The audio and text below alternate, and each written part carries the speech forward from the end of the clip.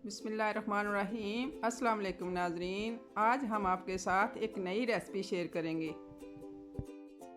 ये बहुत ही मज़ेदार और लजीज रेसिपी है। नान के साथ इसका मज़ा दुबाला हो जाता है। ये इंतहाई आसान रेसिपी है, तो आएँ शुरू करते हैं। जो चीज़ें इसमें शामिल हैं: 1 किलो चिकन, 1 बड़ा कप दही, 3 से 4 बड़े टमाटर, दरमियाना साइज़ प्याज और 8 हरी मिर्चें, थोड़ा सा धनिया और नींबू ले लें, अदरक लहसुन का पेस्ट और अचार गोश्त मसाला ले लें।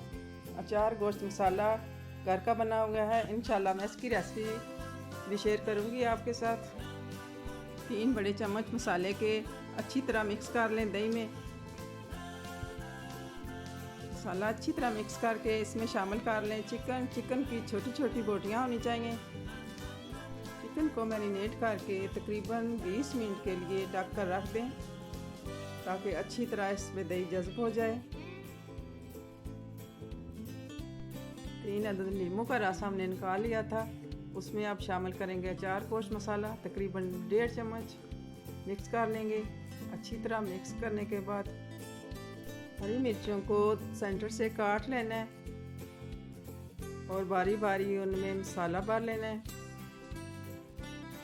इसी दौरान आप हमारा चैनल रेसिपी कुकिंग लाइक करें, सब्सक्राइब करें और बेल आइकन दबाना ना भूलें।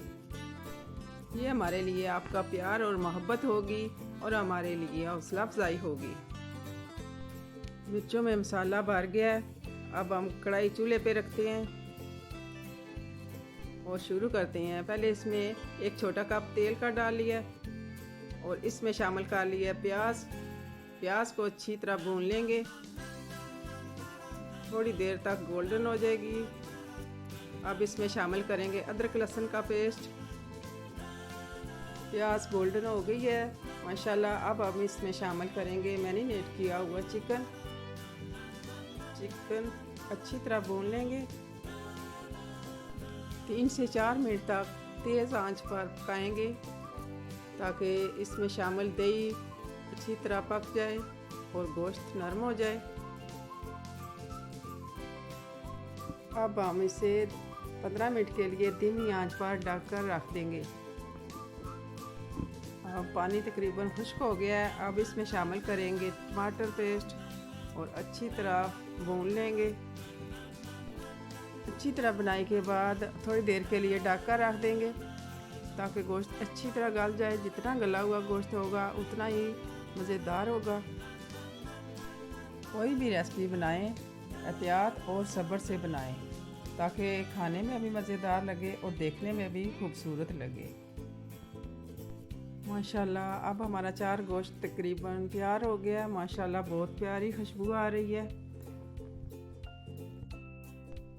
अब मैं इसमें शामिल करूंगी मसाला भरी हुई मिर्चें और थोड़ी देर के लिए बंद करूंगी, ताकि मिर्चें नरम हो जाएं।